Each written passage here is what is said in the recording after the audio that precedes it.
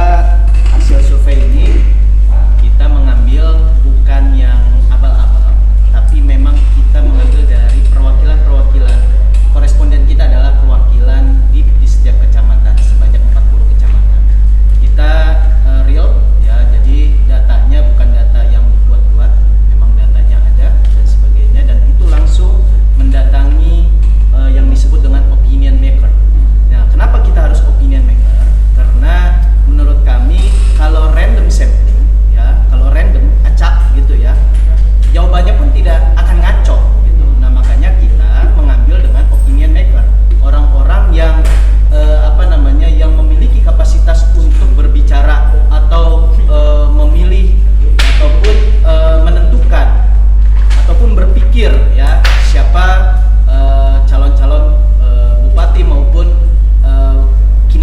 menilai kinerjanya dari bupati maupun anggota dewan. Nah itu. Nah kita tadi sudah disampaikan oleh Pak Supriyadi bahwa kita tidak mengambil hanya pada popularitas atau elektabilitas para calon bupati saja, tapi kita mengambil ada beberapa sampling, yaitu salah satunya adalah kinerja atau performa, yaitu kinerja performanya anggota dewan dari RI sampai di tingkat Kabupaten Bogor. Nah ini nanti akan kontinuitas ya, biar menarik gitu ya. Nah ini yang kita akan buka adalah hasilnya tentang tentang bupati maupun wakil bupati ya untuk saat ini ya. Dan perlu diketahui juga bahwa DIP ya salah satu yang fokus di demokrasi maupun politik elektoral mencoba memberikan informasi kepada masyarakat. Ini adalah yang pertama kali ya. Mungkin ini yang pertama kali di Kabupaten Bogor, boleh dicek ya, di Kabupaten Bogor yang jauh sebelum perhelatan politik pemilu umum maupun pemilu kada kita sudah mengeluarkan survei. Dalam rangka bukan untuk mengarahkan kepada salah satu calon, bukan, tapi memberikan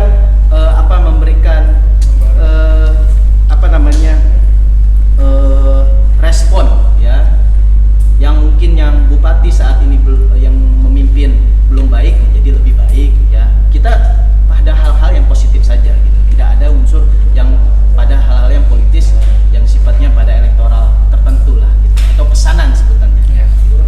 Lalu di sini saya akan memaparkan pertama adalah tingkat popularitas ya. Pada tingkat popularitas calon tiap responden memiliki hak memilih sebanyak jumlah daftar calon 37 orang tokoh ya. Di dalam surveinya di situ kita memaparkan atau menampilkan foto-foto ya, foto-foto calon, foto-foto tokoh yang saat ini mungkin kita di situ yang kita tampilkan adalah tokoh-tokoh yang sudah inilah popularitasnya sudah cukup ya. Jadi kita coba uji coba mereka masih tidak nih popularitasnya masih atau enggak. Nah itu. Nah ini kita dinilai dari itu yang pertama. Ya, total vote yang dilakukan oleh responden adalah sebanyak 3.760 votes. Ya. Dua dari 37 nama tokoh dikerucutkan menjadi 20 besar yang terpopuler. Ya. Jadi 37 orang itu siapa nih yang terpopuler? Ya, jadi itu 20 orang. Dan 20 nama terpopuler didominasi tokoh dari partai politik yang pernah mengikuti kontestasi pilkada dan pileg. Ya, itu yang tadi saya sampaikan bahwa tokoh nama-nama tokoh tersebut sudah pernah manggung lah bahasanya seperti itu di perpolitikan Kabupaten Bogor sebagai calon bupati maupun yang sudah jadi saat ini di anggota dewan maupun yang memimpin saat ini. Adapun 3 tokoh calon bupati yang terpopuler berdasarkan pilihan responden adalah sebagai berikut. Yang pertama adalah Ade Yasin 10,16% dari total jumlah vote 3.760 suara. Yang kedua adalah Ade Ruhandi ya, dari 8,32% dari total jumlah vote 3.760 suara. Yang ketiga adalah Rudi Susmanto 7,39% dari total jumlah vote. Dua nama ini adalah dua nama lama ya, tapi yang hari ini menjadi menarik adalah di nomor 3 yaitu Rudi Susmanto ya. Rudi Susmanto ini memang tokoh baru ya, tokoh baru di perpolitikan DPRD. Dia sebagai ketua dewan di periode ini ya. Dia masuk ke 3 besar ini yang menarik ya. Jadi kita real apa adanya. Jadi suara masyarakat ternyata tinggal para tiga besar ini tinggal saling menggeser, saling berlomba-lomba untuk menjadi nomor 1. 17 tokoh lainnya terdiri dari 3 klaster. Klaster pertama dari anggota legislatif yang menjabat di tingkat kabupaten, provinsi, dan pusat, politis, aktivis, dan politis artis. Klaster kedua adalah tokoh sentral partai politik di tingkat kabupaten dan provinsi, dan klaster ketiga adalah ex calon bupati maupun wakil bupati yang gagal terpilih pada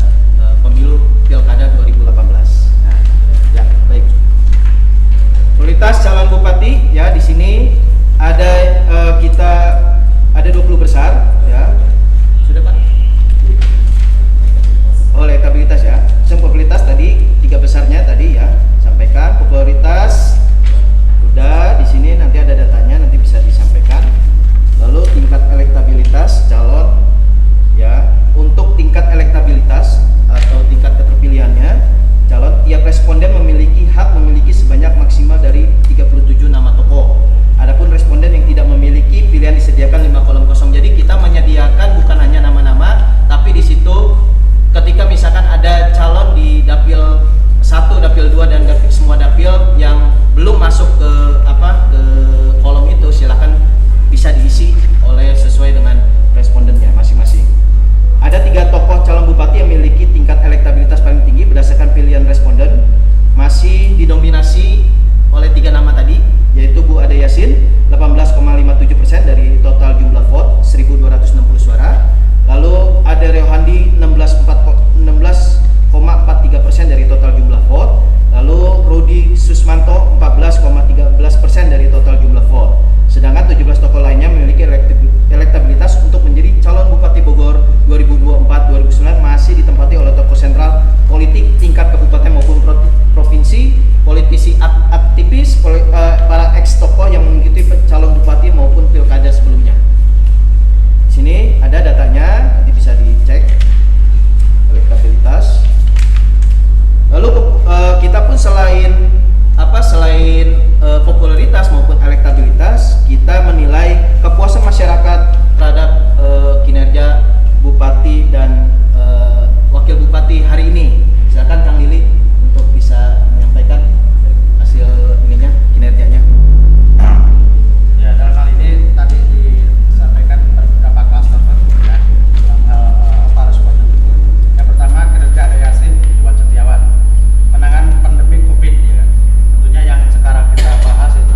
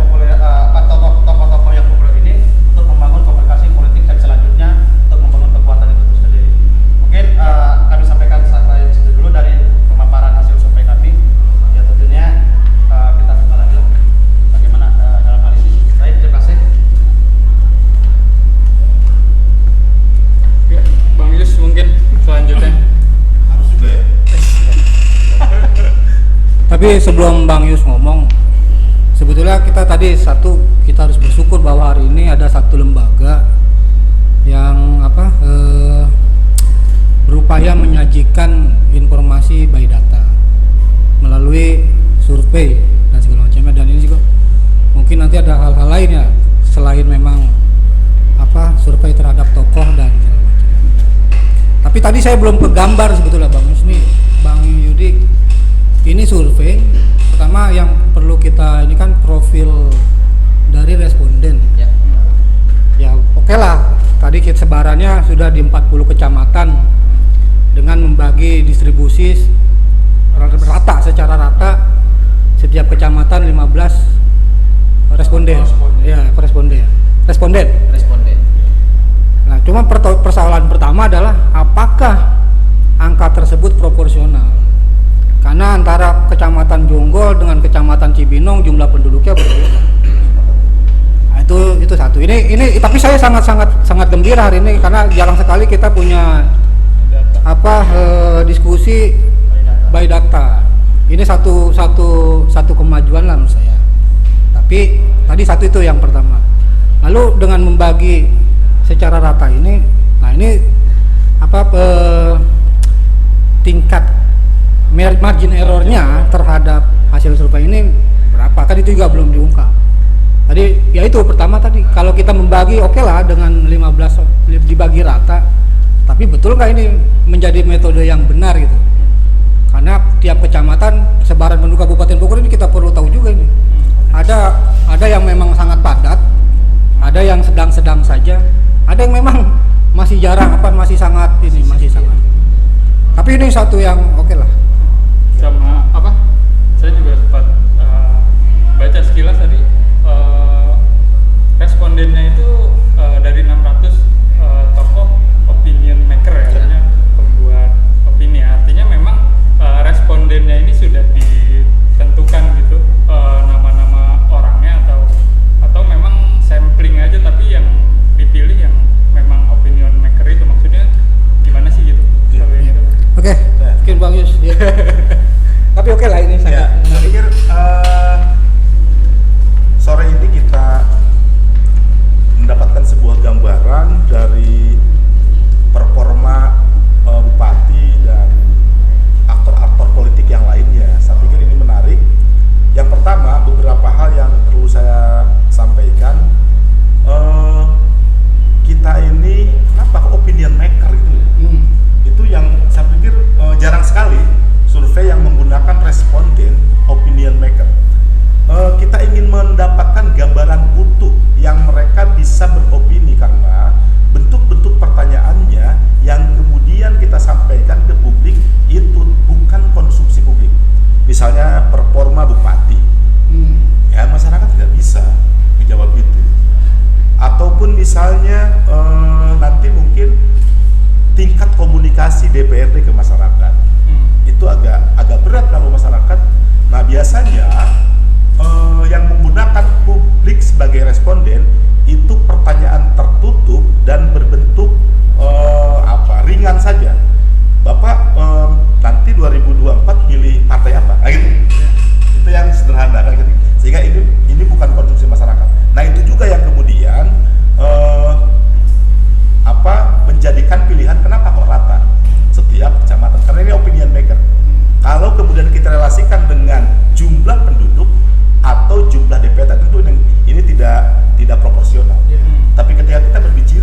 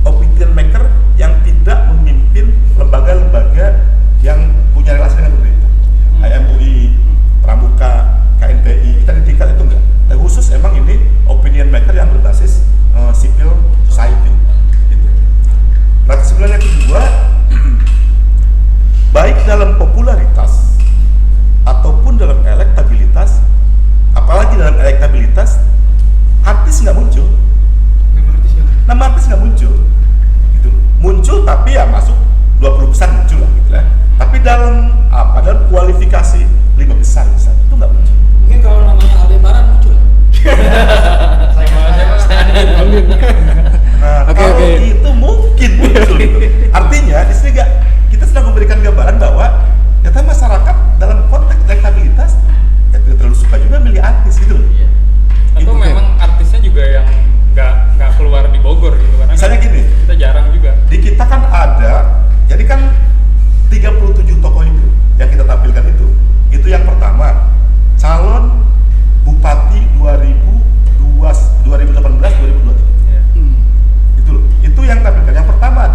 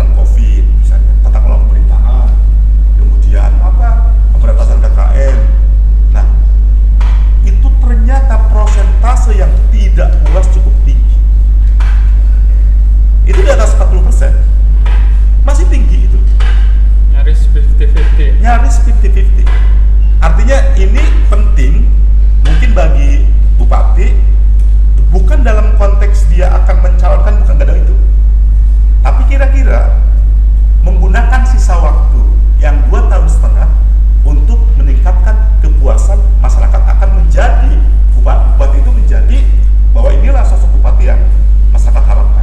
Tapi ketika kemudian ini akan terus bertahan dengan hampir 50-50 itu akan menjadi presiden buruk. Apalagi ketika Bu Ade mempunyai niat untuk mencalonkan kembali tahun 2024-2029. Tapi secara survei popularitas dan elektabilitas dia unggul, cuma dari kinerja hampir 50-50. Iya. Artinya kan Betul. kayak ada paradoks sih sebenarnya. Di kinerjanya banyak yang tidak puas, sementara di popularitasnya masih cukup tinggi. Saya tadi pagi itu ketika datang ini saya cukup melihat ini apa iya gitu, kok saya seperti itu.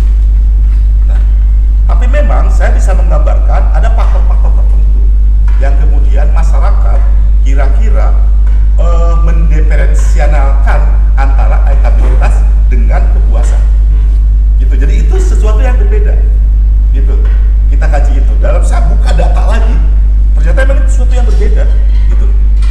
Jadi masyarakat itu ketika penanganan COVID kemudian mereka tidak puas, itu belum tentu juga kemudian mereka tidak memilih Bu Ade karena yang lain tidak masuk nominasi pilihannya. Gitu. Jadi ternyata saya baca ini sesuatu yang berbeda. Gitu. Dan yang terakhir, saya pikir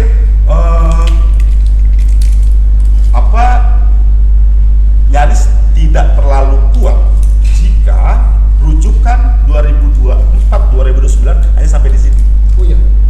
Itu nggak terlalu kuat. Gitu. Karena apa? Karena memang ini harus terus, karena kan dialektika masyarakat dalam memandang politik kan perubahannya luar biasa. Yang kedua, ini ada contoh misalnya, ya mohon maaf misalnya, ketika saya melihat, mohon maaf, tokoh politik Asep Wahyu, dia kuat, dia lihat di baliho-baliho itu cukup, gitu. Bahkan relawan cukup, kayak Primus, cukup. Tapi kemudian tidak muncul signifikan. Mungkin perspektif masyarakat dia cocok di DPR RI, mungkin. Nah kita belum buka hasil survei DPR RI, itu kira-kira kan. Nah begitupun misalnya tokoh-tokoh yang lain. Jadi saya melihat ini tidak memang sistem, tapi memang kita harus membaca utuh kepentingan politik di Kabupaten Bogor, Bupati, DPR RI, DPRD Provinsi, DPRD Kabupaten Bogor, Perdapil. Kalau tidak utuh begitu, kita akan melihat satu sisi lagi nanti, itu kemana ya? Padahal dia perasaan populer, nah gitu kira-kira, gitu. Saya pikir itu yang bisa saya analisis dari hasil survei ini. Ya mungkin ini saya pikir kita sama-sama kembangkan, gitu. Saya sangat berharap di survei ke 3 sampai 4 itu bisa langsung ke publik dengan responden yang lebih banyak, karena tentu akan mempunyai akuntabilitas dan validitas yang cukup tinggi ketika banyak variabel responden. Tapi yang jadi perhatian saya juga dari sekian banyak nama nggak muncul satupun nama-nama baru gitu kan. Semuanya hampir rata-rata dari yang sudah nyalon sebelumnya, ketua partai, pengurus partai segala macam gitu. Apa memang kecenderungan di masyarakat ini malas mencari figur baru dan cenderung ya udah yang ada aja gitu? Iya, saya melihat emang tadi itu satu bagian dari variabel skeptisitas. Sangat mungkin juga misalnya sama aja lah, yang lain juga sama aja gitu, yang jadi sama aja gitu.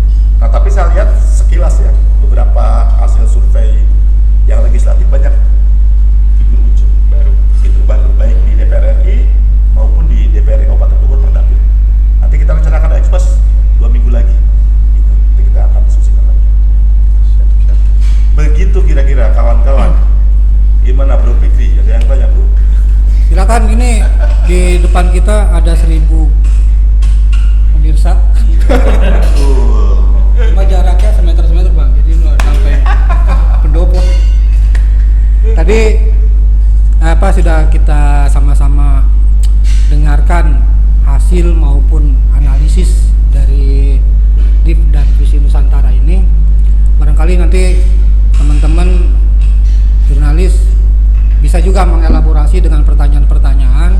Ada hal-hal yang kalau saya pada prinsipnya saya agak ada sedikit gembira lah gitu. Suatu hal tradisi baru kita mulai. Tradisi baru kita mulai, walaupun saya harus berpegang karena ini bicaranya hasil survei. Kita memang nggak bisa saya nggak ini, tapi minimal saya tahu respondennya ini valid nggak, validitasnya bisa kita pertanggungjawabkan nggak. Tadi memang sudah kita dengarkan bahwa ini respondennya opinion maker, jadi belum ke publik. Tapi Bang Yus tadi sudah menginginkan supaya ini kita dalam mendekati sampai proses pilkada ini terjadi, metodenya juga diperbaiki. Tapi ini keren lah, karena baru sekali kalau baru ada ini. Kalau sebelumnya saya duluan, saya yang keren. Bisa. Jadi keren itu kalau belum ada pembanding belum keren banget. Tapi saya berharap juga nanti teman-teman NGO yang lain mungkin Bang yang jadi tradisi kita itu harus gitu, jangan katanya gitu. Nanti mungkin ke depan bisa kali sama Kokwan. Oh iya. Supaya gitu menarik gitu loh. Nah, bagaimana bentuk kolaborasinya kan gitu. Karena teman-teman jurnalis pasti akan lebih tajam pada aspek. Banyak Kokwan sudah yang nawarin Bang, cuma masih saya tahan. Kalau Kokwan semua nanti ngapain gitu. Nulisnya menurut survei Kokwan. Wah, itu sudah nggak ini lagi. Nggak bisa kita jadikan rujukan data yang benar lah, sesuai kaidah. Kalau saya menulis kata saya, Pak itu enggak.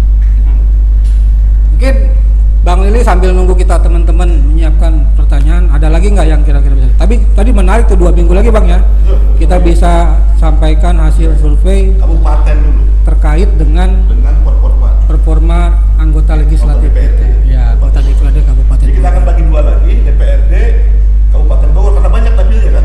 Jadi hasil survei juga banyak, itu kali. Nah, provinsi dengan DPRD itu kali. Jadi perlu kita ingatkan bahwa hasil survei hari ini datanya diambil di Juni sampai Juli ya. Ya. Tadi saya agak ini juga karena di Juni-Juli itu kasus Covid sedang sangat chaos lah. Betul. Jadi kalau ada masyarakat di survei hari itu sangat tidak puas, memang rumah sakit sedang kewalahan. Iya. Tapi kalau di survei hari ini saya nggak tahu, mungkin hasilnya berbeda. Saya bukan belain Ade Yasin ini. Saya harus bicara objektif lah gitu. Iya. Karena Covid ini memang benar-benar membuat kondisinya sulit sekali ditebak. Kita waktu masuk tahun kedua mengira akan sudah landai, tapi ternyata lebih buruk dari kondisi di tahun pertama. Nah ini disurvei di Juni sampai Agustus, saya juga ingat juga. Itu waktu kita juga di sini liputan sepi dan diajak ngeri ke rumah sakit dan yang ini sudah setengah tahun yang lalu kan saya ngomong ke warga kita, tapi emang waktunya emang, dan itu juga kendala sampai lama begitu. Harusnya kita baru lama 15 opinion maker. Bang, kalau sambil nunggu teman-teman ya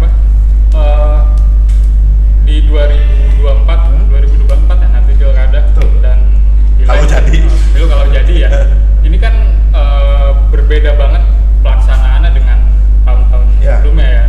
Tahun ini dibuat 1 tahun 2 kali dengan pilek pilpres pertama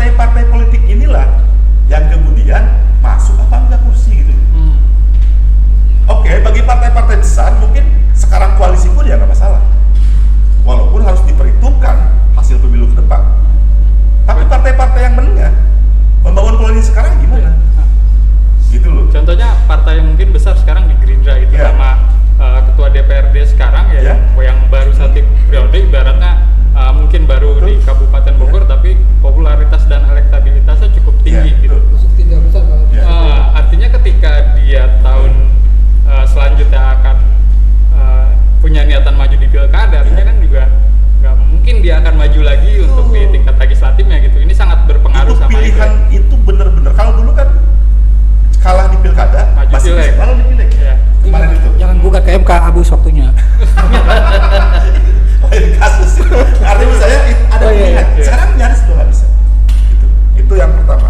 Nah kemudian yang kedua, saya pikir saya kemarin memantau 2 kali RDP antara KPU, Bawaslu, DKPP dengan Kemendagri dan Komisi 2.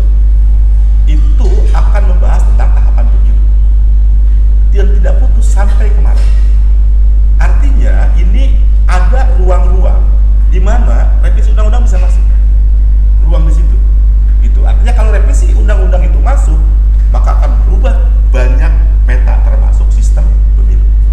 Kita bisa bayangin, tidak direvisi pun simulasi yang sudah disampaikan oleh KPU, kertas suara isinya cuma nomor 1, logo partai, kemudian 1, 2, 3 sampai 7. Daftar namanya ditempel di pintu TPS. Tapi dengan sistem 2024 Ya. pemilu Betul. kemudian pilkada, kalau abang lihat ini jadi nggak menarik nggak sih kalau dari segi kontestasi demokrasinya, karena jelas pasti partai koalisi di pemilu di pilpresnya ya, artinya ini juga akan sangat berpengaruh di pilkada gitu kan artinya. Kalau saya dengan kawan-kawan, beberapa kawan-kawan aktivis NGO dari awal udah ngomong tidak menarik dari awal. Karena apa? Itu akan menimbulkan kompleksitas dialektika politik tidak berujung dan kompleksitas teknis, gitu loh. Jadi kita bisa bayangkan kompleksitas teknis, gitu. KPU itu seperti apa coba? Kita bisa bayangkan.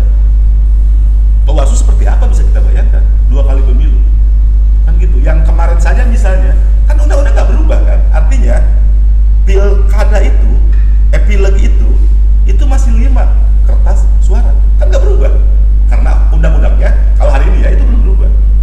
Nah kemarin kita bayangkan berapa yang juntai bahkan gugur. Nah sekarang 2 kali. Ya.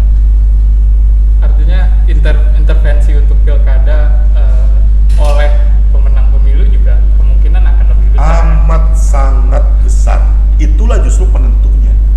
Itu karena jika di hasil pemilu itu kemudian menggambarkan sebuah kekuatan partai politik A, B, dan C, itu akan sangat berpengaruh ngunci di pilkada. Yang kedua, dengan dialektika cuma setahun itu membangun koalisi, mengurus rekomendasi, itu berpotensi untuk intervensi DPP karena rekomendasi muncul di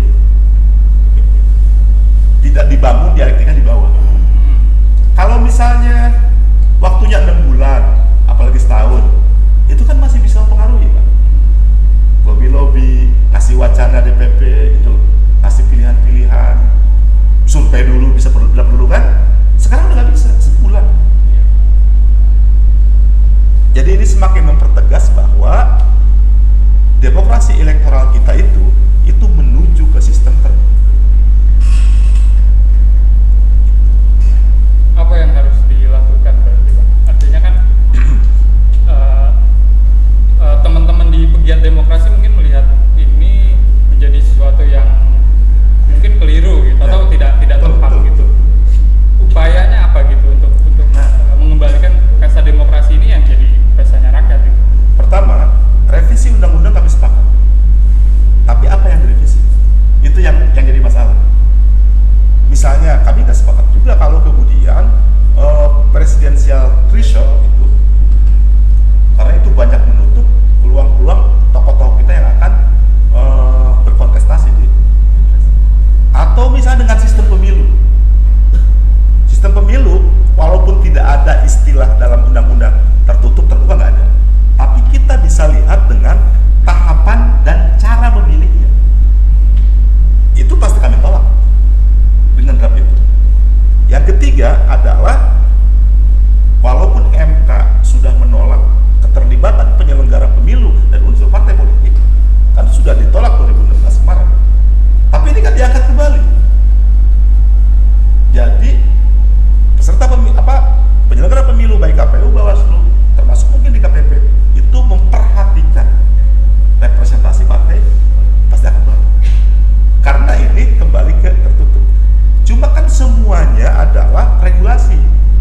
regulasi itu kita hanya bisa menolak opinion maker, bukan publik.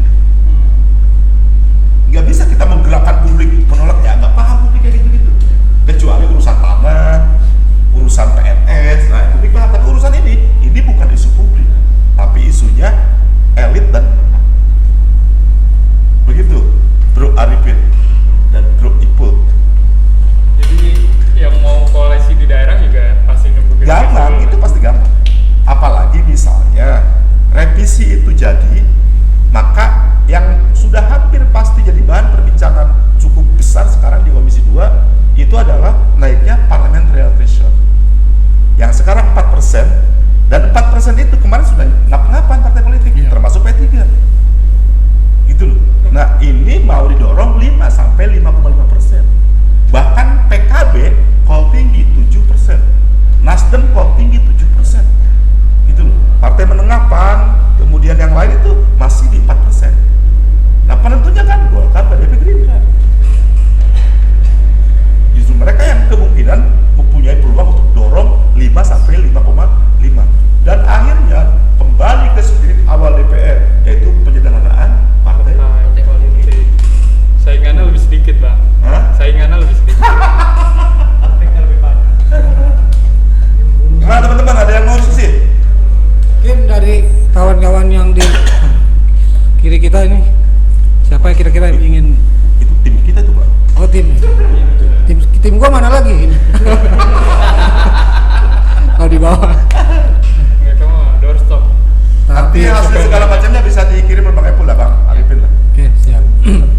Barangkali jam berapa ini? Untuk diskusi mengawali tradisi baru kita, mungkin bisa kita cukupkan dulu ya Bang? Atau sebelum saya tutup ada closing statement dari masing-masing narasumber? Ya kalau saya yang pertama mengajak seluruh elemen masyarakat untuk mendorong dan merespon tradisi ilmiah ini. Ya. Itu saya sih sangat berharap itu. Ya masyarakat juga tidak lagi survei. Pihak-pihak lain juga jangan menganggap nafi survei, gitu loh. Dan kami justru mengajak semakin banyak lembaga yang melaksanakan metodologis ilmiah ini, mungkin akan semakin banyak rujukan-rujukan masyarakat. Kan gitu. Nah, yang kedua, karena baru kali ini yang mengeluarkan performa survei performa bupati maupun DPRD, nanti 2 minggu lagi dianggap lain sebagai rujukan. Kan kira-kira kan? Nah maka saya berharap performa yang belum baik, bahkan yang buruk, baik untuk bupati maupun DPRD, itu kemudian juga untuk bisa dalam menyisakan waktu 2 tahun lagi memenuhi harapan publik. Yang ketiga, nah saya berharap juga masyarakat juga kalau emang tidak setuju si A, setuju B, ya munculkan buku baru gitu loh. Iya, setuju Bang. Gitu. Jangan sampai kemudian ini nggak setuju, ini nggak setuju, tapi kita aja siapa nggak tahu juga kan repot, termasuk DPRD di dapil. Fenomena juga sama. Wah, ini lah nggak usah dipilih lagi lah. Ini nggak kenal, tapi siapa? Ya nggak tahu juga kan gimana. Susah. Maka saya pikir masyarakat juga atau kita semua juga penting untuk mendorong orang-orang fresh yang kemudian kita anggap mampu untuk mengelit Kabupaten Bogor baik di eksekutif maupun legislatif. Dan yang terakhir, ya pasti survei ini banyak kelemahan, banyak kekurangan, dan saya sampaikan terbuka kritik dan saran, mari kita diskusi. Itu kira-kira. Ini Jadi ikhtiar kita aja untuk tambah dialektika. Tuh, sepakat. Jadi ini menjadi rujukan di tempat yang memang ini namanya rujukan podcast, Bang. Jadi rujukan itu dalam literasi kita tuh ruang jurnalisme kelompok wartawan. Jadi rujukan. Terima kasih Bang Yus, Bang Lili, Bang Yudi. Terima kasih Bang, semuanya. Nanti kita akan lanjut di kegiatan-kegiatan berikutnya. Tradisi baru kita kalaupun mengkritik dengan data. Terima kasih teman-teman yang sudah hadir. Sampai jumpa lagi.